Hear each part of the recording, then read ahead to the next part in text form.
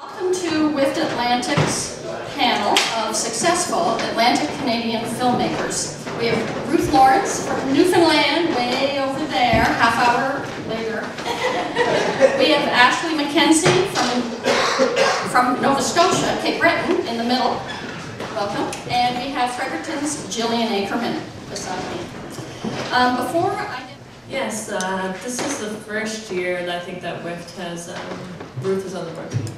Phil, yeah, if I miss anything. And they announced this award that basically would allow a female filmmaker to attend every film festival in Atlantic Canada. And they provided, you'd get a delegate pass, often you'd be put up in a hotel while you're there, and they also gave some cash to put towards travel costs. So this year I was lucky enough to win that award, which is really great. I just happened to move back from Halifax back home to Cape Breton.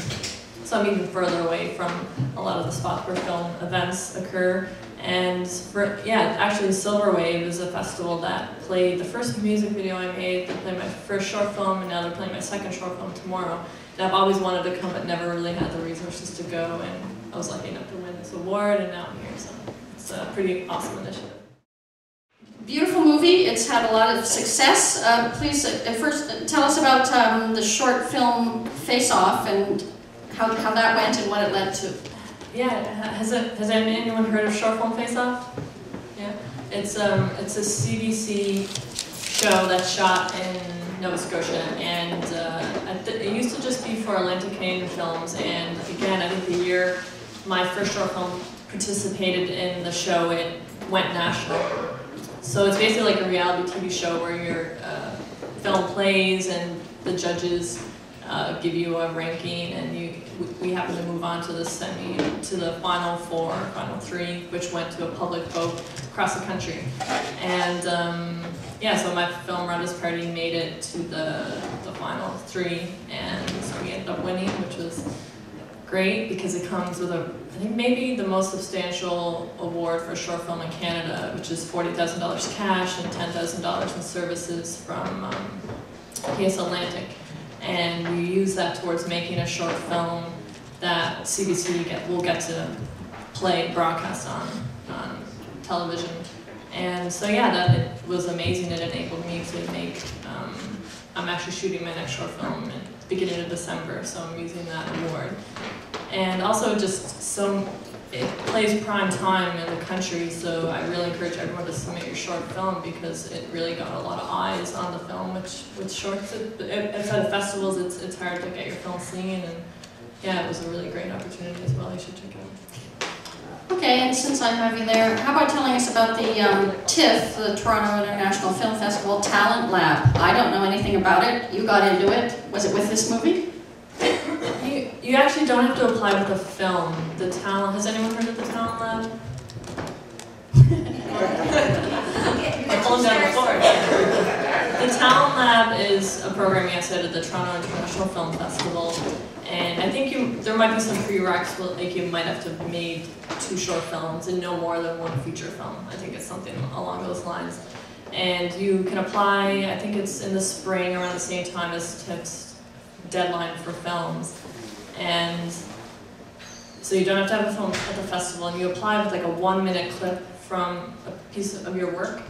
And there's a few questions you have to answer in a resume. It's not a really intensive application process, but basically it's a professional development program, 4 days long, where they bring, this year there's 15 Canadians and 10 international filmmakers. And they basically put you in a room for 4 days, and every hour they bring in the top filmmakers that are at the festival from all over the world. So, for instance, I was lucky enough when I was there this year to see Michael Haneke, the Austrian filmmaker who made Amour, Love, that's really popular right now, won the Palme d'Or, and he made The White Ribbon, which won the Palme d'Or. And he's an incredible filmmaker. He came in and spoke to us, along with dozens of other filmmakers. So it's kind of a pretty amazing professional development program, and just meeting all those other filmmakers as well is great for networking. Artist Cage is the name of the film. It was a story that was brought to me by a good friend of mine, Fania Irving, who's also a screenwriter, and she has no interest in directing, but she had this great story, and we sat down and started chatting about it, and she kind of mentioned that, well, if you're interested, you can take it and do with it what you'd like. She had, I guess, liked the stuff I had done before, which was really nice, and so she and I teamed up, and then I called my friend Gia that night, and I was telling her about it. She said that she'd come on as producer, and we kind of made this awesome team, in my opinion, and we decided to apply for the CBC Telefilm Award. I'll interrupt you then. Is it just for New Brunswickers, or is there one in all the provinces? I think there's an equivalent in most provinces.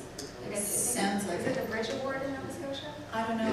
Is that like Picture Star Award in Newfoundland? It's like the Bridge Award in Nova Scotia. I don't think. Oh, maybe we don't have one. Yeah. We'll be getting one now, though. So before I leave here, Gordon, I'm having a conversation. Sorry, Gordon.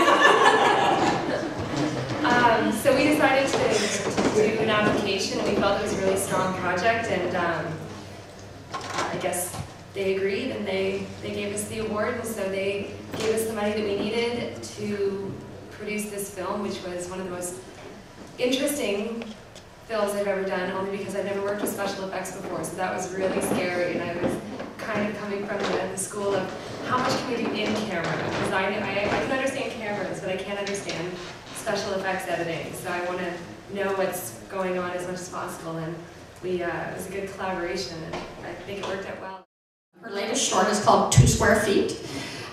It won the 2011 RBC Michelle Jackson Award for Emerging Filmmakers. I've not heard of that, so please tell us about that award and tell us when it's playing here. Okay, so the RBC Michelle Jackson Award was actually created in honor of a young filmmaker who was only, I think she was 32. She was a friend of mine. She passed away quite tragically a few years ago.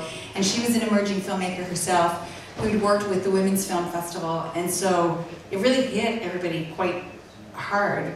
Nobody expected it. She was young and vital and really just getting started making her own films, because she'd worked for a while with the Celtics group, Celtic software. I don't know if any of you use that. She was working with them and had just started making her own films, had one film made, a short doc, and that was doing quite well. And so when she passed away, I think everybody felt like we needed something to mark her life. And so they created this award, which is great. And like yours, I think it ends up being about $45,000 in services and cash, all told. It's a great gift to get as a filmmaker, because we really had to raise very little money outside of that in order to make the film. And we were able to make it on 35, so that was a real treat, because while we were actually shooting, Kodak announced that they were shutting down the lab, so we got it in the mail really fast. So it was pretty a big honor to win that award. And I made a film called 2 Square Feet. You apply with a film, and you make your case for it, and I won. And it's an 11-minute film that's playing tomorrow afternoon in the 2 o'clock showing with Ashley's film. It's actually a short film about self-worth and independence. Jeannie Becker plays the lead, and if any of you know fashion and television, Jeannie Becker. And it's about a woman who leaves her family, is going through sort of a late life crisis. Her family's grown up, and she leaves her husband to go find her own place, and has some misgivings as soon as she steps out the door, basically. And this is the first night that she's away, so we get a little window into her thoughts that night. Yeah. When did you guys start making films? There you go.